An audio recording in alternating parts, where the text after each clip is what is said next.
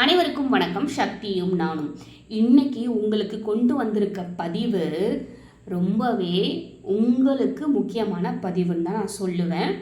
என்ன அப்படின்னு பார்த்தீங்கன்னா, என்னை அம்மானு கூப்பிட, என்னை அப்பான்னு கூப்பிட, என்னை தாத்தா பாட்டின்னு கூப்பிட ஒரு குழந்தை வந்துடாதா அப்படின்னுட்டு, எங்கள் வீட்டில் ஒரு குழந்தை வந்துடாதா, எங்கள் வீட்டுக்கும் ஒரு குழந்தை செல்வம் வந்து தவழ்ந்திடாதா அப்படின்னு தவம் இருக்கிற உங்களுக்கு, அதாவது இது உங்களுக்கு தேவையில்லை அப்படின்னாலும் கூட கண்டிப்பாக இந்த பதிவை நான் சொல்லும் போது யாராவது ஒருத்தவங்க மனசில் வந்திருப்பாங்க.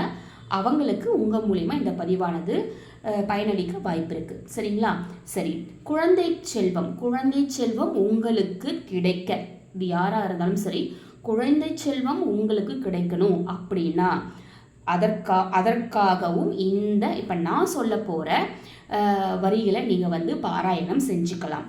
அதே மாதிரி இந்த வழிபாடு முறை, அதே மாதிரி கேட்ட வரத்தை கேட்டபடி பெற, அதாவது என்ன வரம், இரண்டு விதமாக நான் சொல்வேன். எப்படி நான் குழந்தை பேருன்னு சொல்கிறேனோ அதே மாதிரி உடல் நலம், உடலில் ஏதாவது பிரச்சனை இருக்குது, எந்த பிரச்சனை இருந்தாலும் பரவாயில்லைங்க. முக்கியமாக பெண்களுக்கு கருப்பை சம்பந்தமாக ஏதாவது பிரச்சனை இருக்குது, அப்படி ஏதாவது உங்களுக்கு இருக்குது அப்படிங்கிற பட்சத்தில் கண்டிப்பாக இந்த பதிவானது உங்களுக்கு நல்ல பயன் அளிக்கும்.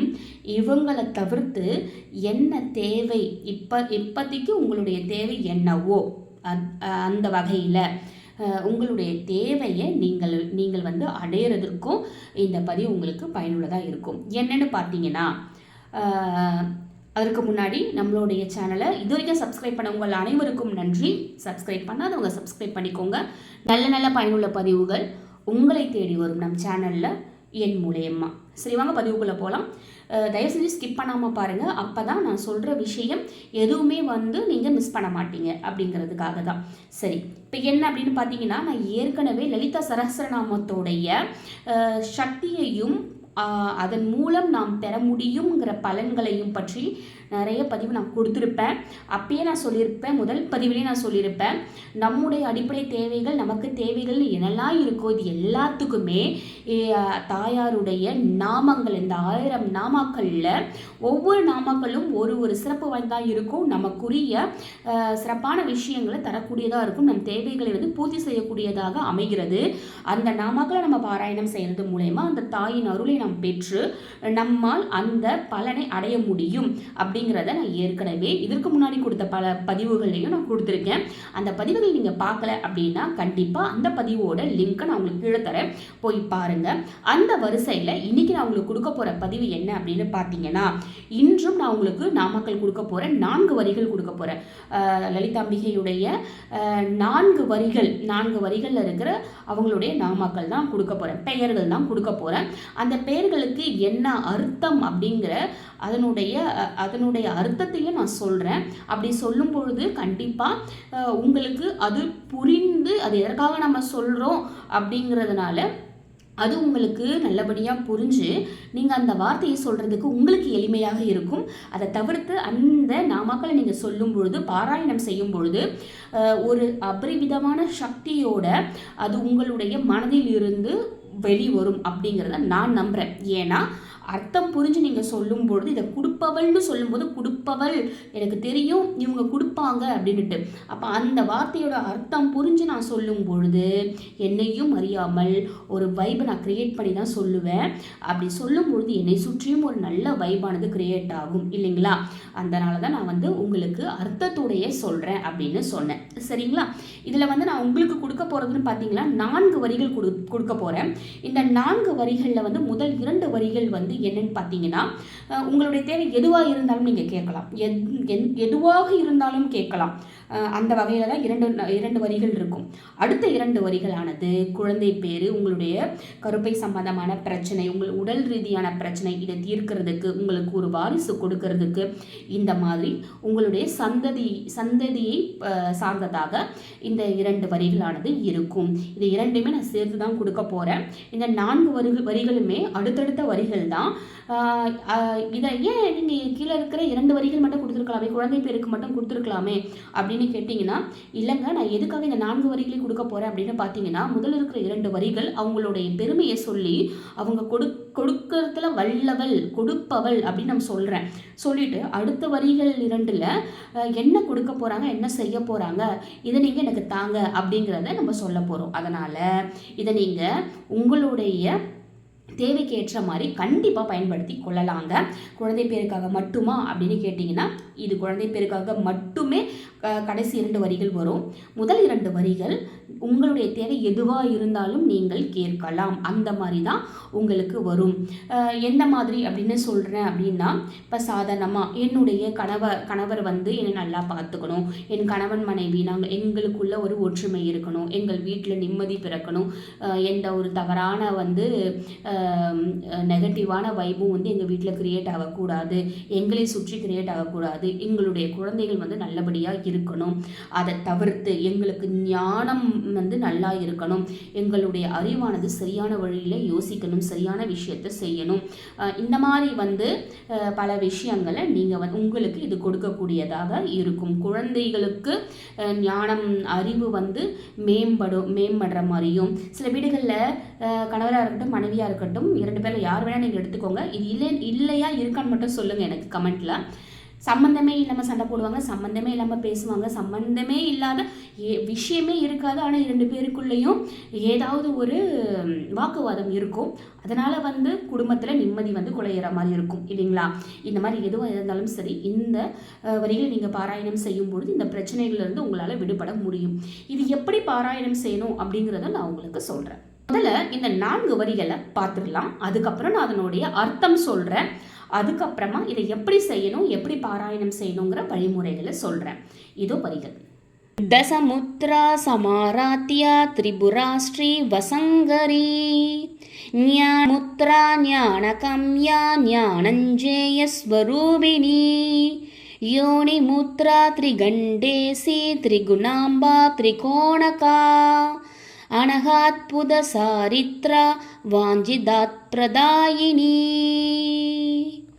தசமுத்ரா சமாராத்யா திரிபுரா ஸ்ரீ வசங்கரி ஞானமுத்ரா ஞானகம்யா ஞானஞ்சேய ஸ்வரூபிணி யோனிமுத்ரா திரிகண்டேசி திரிகுணாம்பா திரிகோணகா அனகாத்புத சாரித்ரா வாஞ்சிதாத் பிரதாயினி. இந்த வரிகளுடைய விளக்கம் என்ன அப்படின்னு பார்த்தீங்கன்னா, தசாமுத்ரானா 10 முத்திரைகள். அதாவது இந்த தாயானவள் 10 முத்திரைகளின் மூலமாக வழிபடக்கூடிய அளவிற்கு சக்தி வாய்ந்த அம்பிகையாக திகழ்கின்றாள். அது மட்டும் இல்லைங்க, சர்வார்த்த சாதக சக்கரம் என்று அழைக்கப்படக்கூடிய 5வது ஆவரணத்திற்கு தலைமை வகிக்கும் திரிபுரா ஸ்ரீ அப்படிங்கிறது ஒரு சக்தி வாய்ந்த தெய்வங்க. அந்த திரிபுரா ஸ்ரீ என்னும் சக்தி வாய்ந்த தெய்வத்தை கட்டுப்படுத்தக்கூடியவள் இந்த அம்பிகை.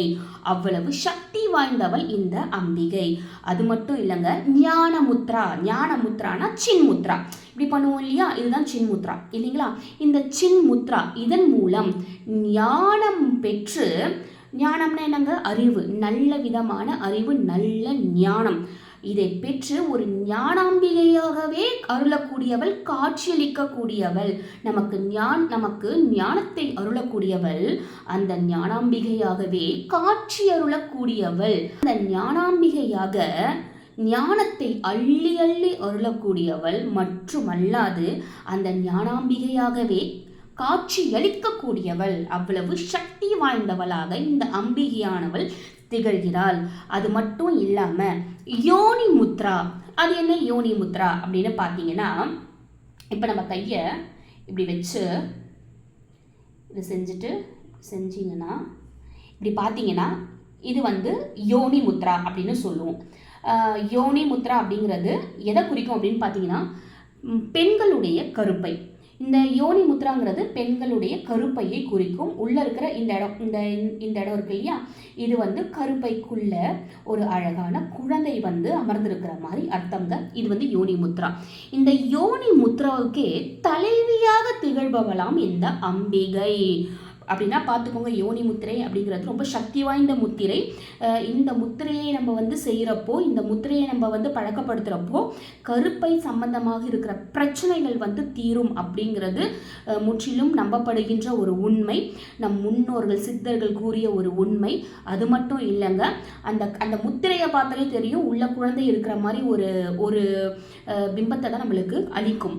அந்த அளவுக்கு ஒரு சக்தி வாய்ந்த முத்திரை இது. குழந்தை பேரை அள்ளி தரக்கூடிய முத்திரை. அப்படிப்பட்ட இந்த முத்திரைக்கே தலைவியாக அமரக்கூடியவள், தலைவியாக திகழக்கூடியவள் தான் நம் அம்பிகை. பிரம்மாந்திரா, மணிப்புரா, மூலந்தாரா அப்படிங்கிற இந்த திரிகண்டத்திற்கு அதிபதியாக விளங்குபவள் தான் இந்த அம்பிகை. சத்துவம், ரஜஸ், தமஸ் என்கிற 3 முறைகளை கொண்டவள் இந்த அம்பிகை. இந்த தாயானவள் ஸ்ரீ சக்கர முக்கோணத்தில் வசிப்பவள். அப்படிப்பட்ட இந்த சக்தி வாய்ந்த அம்பிகையானவள் நாம் கேட்கும் வரத்தை, நாம் என்ன கேட்டாலும் சரி, கேட்கும் வரத்தை கேட்டபடி அள்ளி அள்ளி தரக்கூடியவளாம் அப்படிங்கிறது தாங்க இந்த 4 வரிகளுடைய விளக்கம். மிகவும் சக்தி வாய்ந்த வரி, ரொம்பவும் உணர்வுபூர்வமாக நம்ம சொல்ல வேண்டிய வரிங்க இது. உங்களுக்கு இந்த வரியிலிருந்தே உங்களுக்கு தெரிஞ்சிருக்கும் இது எப்படி சக்தி வாய்ந்ததாக இருக்குது அப்படிங்கிறது. ஆமாங்க, கண்டிப்பாக அவ்வளவு சக்தி வாய்ந்த வரிகள், அர்த்தமுள்ள வரிகள் உங்களுக்கு பார்க்கும் போதே தெரிஞ்சிருக்கும். அந்த வரிகளுடைய அர்த்தம் எவ்வளவு ஒரு ஒரு சக்தி வாய்ந்ததாக இருக்குது, கனம் கொண்டதாக இருக்குது அப்படிங்கிறது உங்களுக்கு புரிஞ்சிருக்கும் இல்லைங்களா? ஆமாங்க, சரி. இப்போ இதுலேருந்தே உங்களுக்கு புரிஞ்சிருக்கும் இந்த அம்பிகையை நம்ம எப்படி வர்ணிக்கிறோம் அப்படின்னு. இந்த 4 வரிகள்லேருந்து எவ்வளோ சக்தி வாய்ந்த அம்பிகையானவள், நாம் கேட்கும் வார்த்தை கேட்டபடி அருள்வாள் அப்படிங்கிறது தான் இந்த வரிகளுடைய விளக்கமானது. அதனால் நான் உங்களுக்கு ஏற்கனவே நான் சொல்லிட்டேன், இந்த வரிகள் நம்ம பாராயணம் செய்கிறது மூலயமா குழந்தை பேர் சம்பந்தமாகவும், நம் கருப்பை பிரச்சனை ஏதாவது இருக்குது அப்படின்னாலும், நம் உடல்நிலையில் ஏதாவது பிரச்சனை இருக்குது அப்படின்னாலும் நமக்கு ஒரு நல்ல மாற்றத்தை தரக்கூடிய ஒரு வரிகளாக இந்த லலிதாம்பிகையுடைய நாமாக்கள் வந்து திகழுதுங்க. அது மட்டும் இல்லை, நான் ஏற்கனவே சொன்ன மாதிரி இந்த தசா முத்திரைகளும் சின்முத்திரை, இந்த தசா முத்திரைகளும் வந்து எப்படிப்பட்டதுன்னா நமக்கு எல்லா வகையிலும் எல்லா விதத்திலும் கேட்டு தரக்கூடிய விஷயங்களாக தான் அது அமையுது. நல்ல வழியில் நல்லபடியாக நம் வாழ்க்கையை பயணிப்பதற்கு தேவையான முத்திரைகள் தான் இவைகள். அது மட்டும் அல்லாமல் நம் ஞானத்தை நமக்கு ஞானம்ங்கிறது ரொம்பவே முக்கியமான விஷயம் இல்லைங்களா? அதனால் இது எல்லாத்தையும் தரக்கூடிய விஷயத்தை கட்டுப்படுத்தக்கூடியவள்ங்கிறதுனால இவகிட்ட நம்ம எந்த விஷயத்தை கேட்டாலும் என்ன பண்ணுவாங்கன்னா அவ்வளவையும் அள்ளி அள்ளி கொடுப்பாங்க அப்படின்னு சொல்லப்படுது. அதனால் இந்த வரிகளை எப்படி நம்ம பாராயணம் செய்யணும், எப்படி செய்யணும் அப்படின்னு நான் சொல்கிறேன், சரிங்களா? இதை பாராயணம் செய்கிறதுக்கு 2 விதமாக சொல்கிறேன். குழந்தை பேருக்காக யார் நீங்கள் செய்ய போகிறீங்களோ அவங்களும், குழந்தை பேர் மற்றும் இந்த கருப்பை சம்பந்தமாக பிரச்சனை எனக்கு இருக்குது, நான் வந்து ட்ரீட்மெண்ட் எடுத்துகிட்டு இருக்கேன், இந்த மாதிரி இருக்கிறவங்களும் உங்களுக்கு நீங்கள் என்ன செய்யலாம் அப்படின்னு பார்த்தீங்கன்னா, ஒரு புற்று இருக்கிற நாகாத்தம்மன் கோயிலோ அல்லது முத்துமாரியம்மன் கோவிலோ, நீங்கள் இந்த மாதிரி அம்மன் கோவிலை தேர்ந்தெடுத்துக்கோங்க, சரிங்களா? இந்த மாதிரி அம்மன் கோவிலுக்கு நீங்கள் என்ன பண்ண போகிறீங்கன்னா, வெள்ளிக்கிழமைகளில் காலை வேளையில் உங்கள் வீட்டு பக்கத்தில் தான் இருக்குது, அருகாமையில் இருக்குது, என்னால் போக முடியும் அப்படின்னா நீங்கள் காலையில் போய்க்கலாம். இல்லை தூரமாக இருக்குது அப்படின்ற பட்சத்தில் உங்களுடைய நேரத்துக்கு ஏற்ற மாதிரி நீங்கள் போகலாம். ஆனால் நீங்கள் என்ன செய்ய போகிறீங்க அப்படிங்கிறத நான் சொல்கிறேன். நீங்கள் அந்த கோவிலுக்கு போகும்போது என்ன பண்ண போகிறீங்க அப்படின்னா, ஒன்றும் இல்லை, மஞ்சள் தூள் வாங்கிக்கோங்க. மஞ்சள் தூள் வீட்டிலேருந்து எடுத்துகிட்டு போக வேண்டாம், நீங்கள் கடையில் போகும்போதே வாங்கிட்டு போங்க.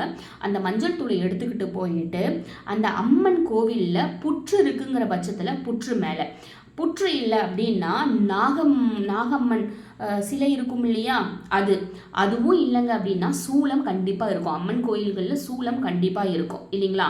அந்த சூலம் இந்த எதில் வேண்டும்னாலும் பரவாயில்ல, இந்த எது இருந்தாலும் அதன் மேலே நீங்கள் என்ன பண்ண போகிறீங்க அப்படின்னா, நீங்கள் வாங்கிட்டு போகிற மஞ்சத்தூள் பேக்கெட் பெருசாக வாங்கிட்டு போனால் அதெல்லாம் கிடையாதுங்க, சின்ன பேக்கெட் வாங்கிட்டு போனால் போதும். மஞ்சத்தூளை பேக்கெட்டில் போடாமல் உங்கள் கையில் எடுத்து போட்டு இப்போ நம்ம சொன்ன இந்த வரிகளை நம்ம தாயாருடைய இந்த நாமாக்களை நீங்கள் சொல்லி, இந்த வரிகளை சொல்லி அந்த சூலத்தின் மேலோ அல்லது புற்றின் மேலோ அல்லது அந்த நாகாத்தம்மன் சிலையின் மீதோ நீங்கள் என்ன பண்ணுங்கள், அந்த மஞ்சளை போடுங்க.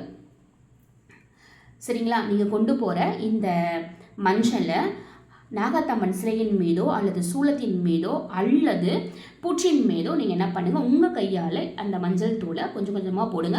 போடும் போது இந்த நாமாக்களை சொல்லி போடுறீங்க ஒன்று. அடுத்து என்ன பண்ண போகிறீங்க அப்படின்னு பார்த்தீங்கன்னா, நீங்கள் போகும்போதே நீங்கள் செய்ய வேண்டிய விஷயம், ஒரு எலுமிச்சை பழத்தை வாங்கிட்டு போங்க. உங்கள் ஒரு எலுமிச்சை பழத்தை வாங்கிக்கிட்டு போயிட்டு இந்த மஞ்சள் போட்டுட்டீங்கல்ல, இந்த எலுமிச்சை பழத்தை கையில் வச்சுக்கிட்டு அந்த அம்மன் கோவிலை, புற்றோ அம்மன் கோயிலோ இல்லை வேப்ப மரமோ எதுவாக இருந்தாலும் சரி, வேப்ப மரத்துக்கிட்ட அந்த நாகாத்தம்மன் கோவில் சிலை வச்சுருப்பாங்க, எப்படி இருந்தாலும் அந்த அம்மனை நீங்கள் வழிபடணும், அவ்வளோதான். எல்லா அம்மனுக்கும் மேலே இருக்கிறவங்க தான் நம்ம வந்து லலிதாம்பிகை. நீங்கள் யாரை வழிபட்டாலும் எந்த அம்மன் முன்னாடி போய் நின்று இவங்களுடைய நாமக்கள் சொன்னாலும் அவங்க அங்கே வந்துடுவாங்க. அதனால் நீங்கள் வந்து இவங்கக்கிட்ட போயிட்டு எப்படி சொல்கிறது அப்படின்லாம் யோசிக்காதீங்க. சரிங்களா? அடுத்து இந்த எலுமிச்சை பழத்தை நீங்கள் கையில் வச்சுக்கிட்டு அன்னையுடைய அந்த ஆலயத்தையோ அல்லது புற்று இருக்குன்னா புற்றையோ அல்லது மரம் கீழே தான் வச்சுருக்காங்க அப்படின்னா அந்த மரத்தையோ நீங்கள் என்ன பண்ண போகிறீங்க, 3 முறை சுற்றி வாங்க. சுற்றி வரும்பொழுது கணக்கெல்லாம் வச்சுக்காதீங்க. உங்களால் முடிஞ்ச வரைக்கும் நீங்கள் அந்த நாமக்களை, நீங்கள் அந்த வரிகளை சொல்லிக்கிட்டே நீங்கள் வந்து என்ன பண்ணலாம், வரிகளை சொல்லிக்கிட்டே நீங்கள் வந்து சுற்றி வாங்க. 3 முறை சுற்றி வந்தால் போதும். 3 முறையும் சுற்றி வந்ததுக்கு அப்புறமா அந்த சூலத்தின் முன், இதை நீங்கள் செய்ய வேண்டியது சூலத்தின் முன்னாடி நின்றுக்கிட்டு அந்த எலுமிச்சை பழம் இருக்கு இல்லையா, அந்த எலுமிச்சை பழத்தை உங்கள் கையில் வச்சுக்கிட்டு அந்த நாமாக்களை திரும்ப ஒரு 9 முறை சொல்லிட்டு உங்களுடைய வேண்டுதல் என்னவோ அதை சொல்லி, என்னுடைய வந்து உடல்நிலை சரியாகணும் அதுவோ, என் கருப்பை பிரச்சனை வந்து சரியாகணும்னவோ, எனக்கு குழந்தை வரம் வேண்டும் அப்படிங்கிறதோ, எதுவாக இருந்தாலும் சரி, இல்லை கணவருக்கு பிரச்சனை இருக்குங்க, நான் நல்லாதாங்க இருக்கேன் அப்படின்ற பட்சத்தில் கணவரோட பேரை சொல்லி என் கணவருடைய பிரச்சனை சரியாகணும் அப்படின்னும், மனைவிக்கு ஒரு பிரச்சனை இருக்குன்னா கணவர் நீங்கள் இதை பார்க்குறீங்க நீங்கள் செய்ய போகிறீங்கன்னா என் மனைவிக்கு பிரச்சனை சரியாகணும்னு நீங்களும், ஆண் பெண் யார் வேணால் செய்யலாங்க. நமக்கு வேண்டியது பலன், நமக்கு 2 பேருக்கும் சேர்ந்து தான் பலன் கிடைக்க போகுது. உங்கள் 2 பேரில் ஒருத்தவங்க மட்டும் இந்த வேண்டுதலை செஞ்சுட்டு இன்னொருத்தவங்க வந்து எதுவும் செய்யலைன்னா அது பலன் எப்படிங்க இருக்கும்? அந்த சந்தோஷத்தை அனுபவிக்கிறதுக்கு நம்ம 2 பேருமே வந்து கொஞ்சமாவது கஷ்டப்பட்டுருக்கணும் இல்லைங்களா? அதனால் நீங்கள் யார் வேணால் செய்யலாம், 2 பேரும் சேர்ந்து கூட செய்யலாங்க.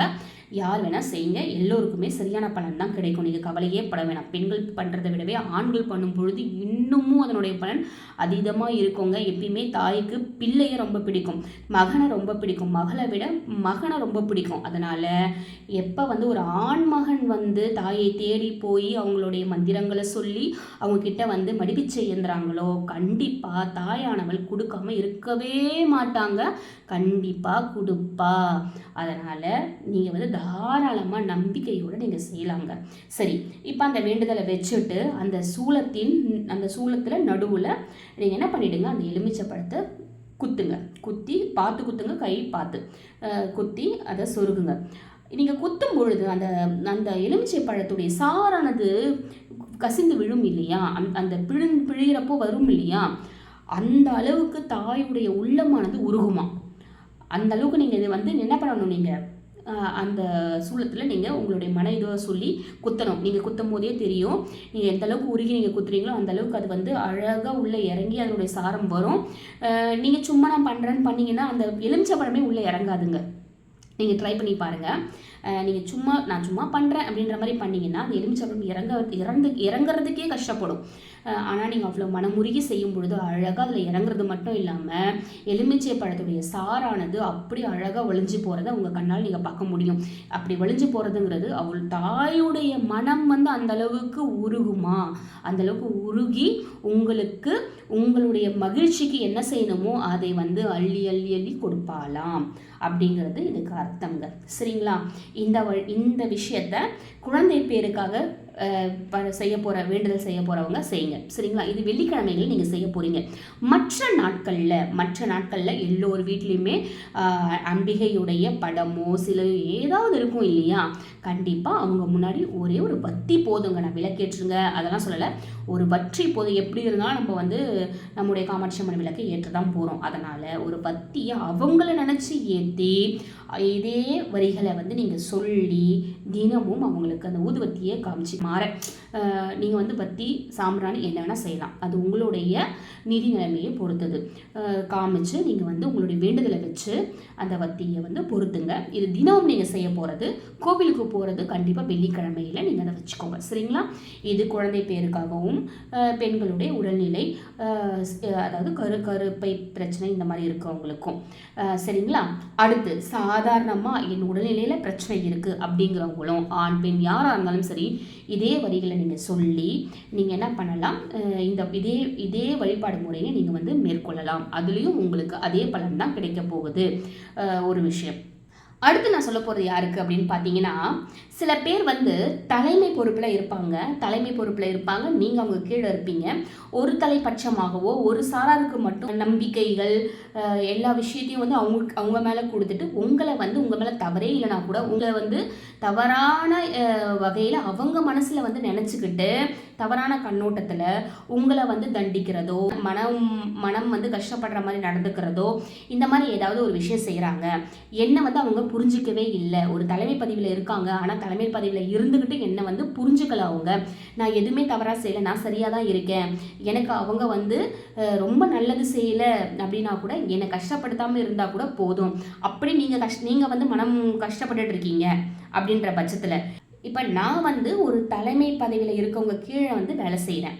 அவங்க வந்து என்கிட்ட வந்து சரியாக நடந்துக்கலை, அவங்ககிட்ட ஒரு நல்ல பேர் எடுக்கணும் அப்படிங்கிறதுக்காகவோ இல்லை அவங்க சரியாக தான் இருக்காங்க ஆனால் வந்து என்னால் நல்ல பேர் எடுக்க முடியலை, அவங்கக்கிட்ட வந்து என்னால் போக முடியல, அவங்களுடைய நல்ல ஒரு வைபை வந்து என்னால் வந்து அவங்கக்கிட்டேருந்து க்ரியேட் பண்ணிக்க முடியல அப்படின்ற மாதிரியோ, அவங்கக்கிட்ட நீங்கள் நல்ல பேர் வாங்கணும், அவங்க கூட நீங்கள் நெருங்கணும் அப்படிங்கிற பட்சத்தில் நீங்கள் வந்து உங்களுடைய நிலை ஒரு படி மேலே போகணும் இல்லைங்களா?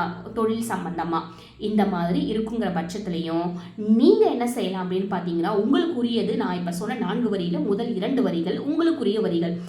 அது மட்டும் இல்லாத வேறு ஏதாவது உங்களுக்கு தேவைகள் இருக்குது, எனக்கு வந்து ப்ரமோஷன் கிடைக்கணும் அந்த மாதிரியோ, இல்லை என்னுடைய வேலையில் வந்து நான் வந்து முன்னேறணும் அப்படின்னோ, இல்லை நான் வந்து என்னுடைய ஞானமானது என்னுடைய அறிவுத்திறன் வந்து எல்லோருக்குமே தெரியணும், நான் ரொம்ப புத்திசாலி ஆனால் யாருக்குமே என்னோட புத்திசாலித்தனம் தெரியலை, என்னை சரியான வகையில் பயன்படுத்திக்கலை அப்படின்னு நீங்கள் நினைக்கிறீங்க அப்படிங்கிற பட்சத்துலையும் இந்த மாதிரி தேவைகள் ஏதாவது உங்களுக்கு இருக்குது அப்படின்னாலோ, நீங்கள் பள்ளியில் படிக்கிறீங்களோ இல்லை உங்களுடைய மகனோ பள்ளியில் படிக்கிறாங்க, காலேஜில் படிக்கிறாங்க, இந்த மாதிரி யாராவது இருக்கீங்க, நல்லா நான் படிக்கிறேன் ஆனால் என்னால் அவுட்புட் சரியாக கொடுக்க முடியல, அதே மாதிரி நான் நல்லா தான் இருக்கேன் சரியாக தான் இருக்கேன் ஆனால் என்னோட ஆசிரியர் என்னோட ப்ரொஃபஸர் வந்து என்னை தப்பாக நினச்சிக்கிட்டு இருக்காங்க, என்னை தப்பாக வந்து நினச்சிக்கிட்டு என்னை எப்போ பார்த்தாலும் திட்டிக்கிட்டே இருக்காங்க, என்னை வந்து முறைச்சிக்கிட்டே இருக்காங்க, என்னை வந்து ஒரு தனியாக தான் பார்க்குறாங்க, அந்த மாதிரி உங்களுக்கு யாராவது அந்த மாதிரி நீங்கள் ஃபீல் பண்ணுறீங்க அப்படிங்கிற பட்சத்துலையும் இந்த முதல் 2 வரிகள் வந்து உங்களுக்கு கை கொடுக்குங்க. ஏன்னா இந்த அம்பிகையானவள் தலைமை பொறுப்பை வகிக்கின்ற இந்த திரிபுராஸ்ரீயையே கட்டுப்படுத்தக்கூடியவள். திரிபுராஸ்ரீங்கிறவங்க ஒரு சக்தி வாய்ந்த தெய்வம், தலைமை பதவியில் இருக்கும் ஒரு தெய்வம். அவங்களையே வந்து நம்ம லலிதாம்பிகை வந்து கட்டுப்படுத்தக்கூடியவள். அவங்கக்கிட்டே அவங்க கட்டுப்பட்டு தான் இருக்காங்க. அப்படிங்கிற பட்சத்தில் நீங்கள் இந்த நாமாக்களை பாராயணம் செய்யும் பொழுது அவங்க ஒன்றும் இல்லை, உங்களுடைய தலைமை பதவியில் இருக்கவங்களை உங்களை புரிஞ்சிக்க வைப்பாங்க. உங்களுடைய நல்ல பழக்க வழக்கங்கள், உங்களுடைய பாசிட்டிவான விஷயங்கள் எல்லாமே அவங்க பார்ப்பாங்க. இந்த வரிகள் நீங்கள் பாராயணம் செய்யும் பொழுது உங்களுடைய பாசிட்டிவான விஷயங்கள் எல்லாமே அவங்க கண்ணில் படும். உங்களுடைய பாசிட்டிவான விஷயங்கள் எதுவும் கண்ணில் படாததுனால தான் அவங்க வந்து உங்களை வந்து நெகட்டிவாகவே நினச்சிட்டு இருக்காங்க, உங்களை வந்து தவறான கண்ணோட்டத்தில் பார்க்குறாங்க. உங்களை பற்றிய சரியான விஷயங்கள் அவங்களுக்கு தெரிஞ்சிருச்சு அப்படிங்கிற பட்சத்தில் இந்த நெகட்டிவான விஷயம்லாம் போயிடும், பாசிட்டிவான விஷயம் மட்டும்தான் அவங்க முன்னாடி நிற்கும். அது கண்டிப்பாக உங்களுக்கு நடக்கும், நீங்கள் கவலைப்படவே வேண்டாம். இந்த மாதிரி தேவை உள்ளவங்க இந்த முதல் வரிகள் உங்களுக்கு பாராயணம் பண்ணுறது மூலயமா பலன் கிடைக்கும். சரிங்களா? இந்த 4 வரிகளும் நான் பாராயணம் பண்ணணுமா அப்படின்னு கேட்டிங்கன்னா, குழந்தை பேர் வேணுங்கிறவங்க 4 வரிகளுமே பாராயணம் பண்ணணுங்க. மற்றபடி எனக்கு வந்து கருப்பை பிரச்சனை அந்த மாதிரி எந்த தேவையும் கிடையாது, என் தேவையானது இந்த தலைமை பொறுப்பை பற்றியது அப்படிங்கிற பட்சத்தில் முதல் 2 வரிகளை மட்டும் நீங்கள் பாராயணம் பண்ணால் போதும். இது புரிஞ்சிருக்கும்னு நினைக்கிறேன். நான் அடுத்தடுத்த வரிகளுங்கிறதுனால நான் 2மே சேர்த்து கொடுத்து அந்த 4 வரிகளுமே சேர்த்து உங்களுக்கு கொடுத்துட்டேன். 4 வரிகளுடைய விளக்கத்தையும் சேர்த்தே கொடுத்துட்டேன். ஆனால் அதனுடைய தனித்தனியான விளக்கமானது இப்போ நான் சொல்லியிருக்கேன். உங்களுக்கு புரிஞ்சிருக்கும்னு நினைக்கிறேன். திரும்ப வேணாலும் சொல்கிறேன். குழந்தை பேர் தேவைங்கிறவங்க, உடல்நிலை பிரச்சனை இருக்கிறவங்க, கருப்பை சம்பந்தமாக பிரச்சனை இருக்கிறவங்க, நீங்கள் பாராயணம் செய்ய வேண்டியது 4 வரிகளும் தான். 4 வரிகளையும் நீங்கள் பாராயணம் செய்யணும். அப்போ தான் உங்களுக்கு வந்து அதனுடைய பலன் முழுசாக கிடைக்கும். சரிங்களா? அவங்கள தவிர்த்து மற்ற எந்த தேவைகள் இருந்தாலும் சரி, தலைமை பொறுப்பில் இருக்கவங்க நம்மளை வந்து நம்மை புரிந்து கொள்ளணும், என்னுடைய நிலையானது மேல் ஏறணும், என்னுடைய ஞானமானது அதிகரிக்கணும், என்னுடைய ஞாபக சக்தி அதிகரிக்கணும், என்னுடைய அறிவு சிரத்தை எல்லோருக்குமே புரியணும், நான் வந்து 10ல் 11 இருக்காமல் 10லே முதலாவதாக நான் வந்து காட்சி அளிக்கணும், அந்த மாதிரிலாம் உங்களுக்கு இருக்குது. அப்படிங்கிற பட்சத்தில் நீங்கள் முதல் 2 வரிகளை மட்டும் பாராயணம் பண்ணால் கூட போதும். இப்போ நீங்கள் எப்படி பாராயணம் பண்ணணும், என்ன செய்யணும்னு நான் சொல்கிறேன். சரிங்களா? நீங்கள் உங்களால் எப்போ முடியுமோ செவ்வாய் வெள்ளி இந்த 2 நாட்களில் எந்த நாட்களாக இருந்தாலும் சரி, அந்த நாட்களில் அதே மாதிரி நான் சொன்ன மாதிரியே முத்துமாரியம்மன் அல்லது நாகத்தம்மன் அல்லது புற்றுக்கோவில் இல்லை வேல் மட்டும் இருக்கிற எந்த அம்மன் கோவில் இருந்தாலும் சரி, மாரியம்மன் கோவில், இந்த எந்த அம்மன் கோவில் இருந்தாலும் சரி, அந்த அம்மன் கோவிலுக்கு நீங்கள் போங்க. செவ்வாய் வெள்ளி 2 நாட்கள், எந்த நாட்கள் வேணால் நீங்கள் எடுத்துக்கலாம். அந்த நாளில் போயிட்டு ஒன்றும் இல்லை, ஒரு கட்டி கற்பூரம் மட்டும் எடுத்துகிட்டு போங்க. கட்டி கற்பூரம் கொண்டு போயிட்டு அதை ஏற்றிட்டு அவங்க முன்னாடி இந்த 2 வரி மந்திரத்தை சொல்லிட்டு 9 சுற்றுகள் சுற்றிட்டு உங்கள் வேலையை நீங்கள் பார்க்கலாம். இது வந்து நீங்கள் செய்ய வேண்டியது. எங்கள் வீட்டு பக்கத்தில் தாங்க அம்மன் கோவில் இருக்குது, நான் தினமும் செய்யலாமா? தாராளமாக செய்யலாம். அப்படி தினமும் நீங்கள் செய்யும்போது உங்களுக்கு பலன் வந்து அதீதமாகவே இருக்கும். கண்டிப்பாக எங்கள் வீட்டாண்ட கோவிலே இல்லைங்க, நான் போகிறதுனா வாரத்தில் 1 நாள் தான் போக முடியும், மற்ற நாட்கள் என்ன செய்யலாம் அப்படிங்கிறவங்க, நான் ஏற்கனவே சொன்ன மாதிரி தான் வீட்டிலேயே உங்ககிட்ட என்ன அம்மன் சிலையோ இல்லை படமோ இருக்கோ அவங்க முன்னாடி இந்த வரிகளை வந்து நீங்கள் பாராயணம் செய்யுங்க. ஒரு வத்தியோ அல்லது சாம்பிராணியோ காமிச்சு நீங்கள் வந்து இந்த வரிகளை பாராயணம் செய்யும் பொழுது உங்களுக்கு அதற்குரிய பலன் கிடைக்கும், கண்டிப்பாக கிடைக்கும். அது ஏங்க இந்த மாதிரி விளக்கேற்றலாமா என்ன எதுன்னு கேட்டிங்கன்னா, இவங்களுக்கு இதுக்குன்னு நீங்கள் தனியாக விளக்கேற்ற வேண்டிய அவசியம் கிடையாது. இது வந்து உங்களுடைய நீண்ட நாளுக்கான தேவை இல்லை. இது வந்து அப்பயே சரியாயிடுற ஒரு விஷயம்தான். அதனால் நீங்கள் உங்களுக்கு ஆசை இருந்தால் செய்யலாம். ஆனால் என்னை பொறுத்த வரைக்கும் நீங்கள் ஏற்கனவே வந்து உங்களுடைய பூஜை அறையில் வந்து காமாட்சி அம்மன் விளக்கு ஏற்றி தான் இருப்பீங்க. அதனால் நீங்கள் இதுக்குன்னு ஒரு தனியாக விளக்கு ஏற்ற வேண்டிய அவசியம் கிடையாது. ஆனால் அந்த தாய்க்கு கண்டிப்பாக ஒரு வத்தியோ அல்லது சாம்பிராணியோ நீங்கள் காமிக்கும் பொழுது அவங்கள வந்து நீங்கள் எழுப்பி இது பண்ணுற மாதிரி தான். சரிங்களா? அப்போ அந்த மனத்தில் வந்து அவங்க வந்து என்ன பண்ணுவாங்க, புத்துணர்வு ஆகிட்டு நீங்கள் என்ன சொல்ல வரீங்கிறத அவங்க காது கொடுத்து கேட்பாங்க. அந்த மாதிரி தான். சரிங்களா? இந்த பதிவு உங்களுக்கு கண்டிப்பாக பயனுள்ளதாக இருந்திருக்கும்னு நினைக்கிறேன். இந்த பதிவை நான் சொல்லும்பொழுது உங்களுக்கு தேவைங்கிற பட்சத்தில் கண்டிப்பாக பயன்படுத்திக்கோங்க. இல்லை எனக்கு தேவையில்லைங்கிற பட்சத்தில் இந்த பதிவை பார்க்கும்போது உங்களுக்கு யாராவது மனசில் வந்திருப்பாங்க, அவங்களுக்கு இந்த பதிவை ஷேர் பண்ணுங்கள். கண்டிப்பாக அவங்க பயன்பெறுவாங்க. அந்த பயனோட பலன் வந்து கண்டிப்பாக உங்களுக்கு தான் சேரும். ஏன்னா நீங்கள் தான் வந்து அதை நீங்கள் ஷேர் பண்ணியிருக்கீங்க. என்ன தான் இந்த பதிவை நான் கொடுத்தாலும் உங்கள் மூலியமாக தான் உங்களுக்கு போகுது. அதனால் அது மட்டும் அல்லாமல் இந்த நான் சொன்ன இந்த தலைமை பதவி மற்றும் இந்த ஞானம் சம்பந்தமாக இந்த விஷயம்லாம் கண்டிப்பாக உங்களுக்கு பயனுள்ளதாக இருந்திருக்கும். உங்களுக்கோ உங்களுடைய குழந்தைகளுக்கோ அல்லது உங்களுடைய கூட பிறந்தவங்க சகோதரர் யாராக வேணால் இருக்கட்டவங்க, யாருக்கு இது பயன் அளித்தாலும் அவங்களுக்கு நீங்கள் சொல்லுங்கள். நீங்கள் அதை பாராயணம் செய்யும்பொழுது உங்களுக்கு இதனுடைய பலன் தெரியும், கண்டிப்பாக தெரியுங்க. உங்களுக்கு மாற்றம் நீங்கள் பார்ப்பீங்க. இந்த 2 வரிகள் நீங்கள் பாராயணம் செய்யும் பொழுது ஒரு வாரம் செஞ்சுட்டு பாருங்களேன். அடுத்த வாரத்தில் உங்களுக்கே நல்ல டிஃப்ரென்ஸ் தெரியும். உங்களோட தலைமை பதவியில் இருக்கிறவங்க உங்களை நெருங்கி வந்து உங்ககிட்ட நல்லபடியாக பேசுவாங்க. சுமூகமாக உங்களுடைய உறவானது சுமூகமாக போகிறத உங்களால் வந்து கண்டிப்பாக உணர முடியும். இதை நீங்கள் பாராயணம் செஞ்சுட்டு இருக்கும்போது ஒரு 48 நாள் கிட்ட பாராயணம் செய்யும் பொழுது நல்ல மாற்றத்தை உங்களால் வந்து கண்கூடாக பார்க்க முடியும். அதில் எந்த சந்தேகமும் இல்லைங்க, கண்டிப்பாக இது நடக்கும். இதை நீங்கள் செஞ்சுருக்கீங்களா அப்படின்னா நானும் செஞ்சுருக்கேன். நான் வந்து நிறைய பேருக்கு சொல்லியும் இருக்கேன். அவங்களும் எனக்கு சொல்லியிருக்காங்க, ஆமாங்க இப்போ அவங்க நல்லா பேசுகிறாங்க என்கிட்ட, இப்போ வந்து எங்களை புரிஞ்சுக்கிறாங்க. நாங்கள் என்ன சொன்னாலும் முன்னாடிலாம் வந்து காது கொடுத்து கூட கேட்க மாட்டாங்க. இப்போ வந்து நாங்கள் சொல்கிறத கேட்குறது மட்டும் இல்லாமல் எது சரி எது தவறுன்னு நிற்க வச்சு அதை வந்து ஆராய்ஞ்சு பார்க்குறாங்க அப்படின்னு சொல்லிட்டு எனக்கு வந்து ஃபீட்பேக் கொடுத்துருக்காங்க. அதனால் இது ஒரு சக்தி வாய்ந்த ஒரு முறை தான். கண்டிப்பாக நீங்கள் நம்பிக்கையோடு செய்யலாம். இந்த பதிவை முழுசாக பார்த்தவங்க அனைவருக்குமே நன்றி. இந்த பதிவை பார்த்த நீங்கள் லைக் கொடுத்தீங்கன்னா இந்த பதிவு நிறைய பேருக்கு போய் சேரும். அதனால் தயவு செஞ்சு லைக் கொடுங்க, ஷேர் பண்ணுங்கள் முடிஞ்ச வரைக்கும். உங்களுக்கு இதில் ஏதாவது சந்தேகம் இருக்குன்னா கண்டிப்பாக கமெண்ட் பண்ணுங்கள், நான் வந்து அதுக்கு பதில் சொல்கிறேன். சப்ஸ்கிரைப் பண்ணாதவங்க சப்ஸ்கிரைப் பண்ணிக்கோங்க. சப்ஸ்கிரைப் பண்ணவங்க அனைவருக்குமே நன்றி. ஓம் முருகா.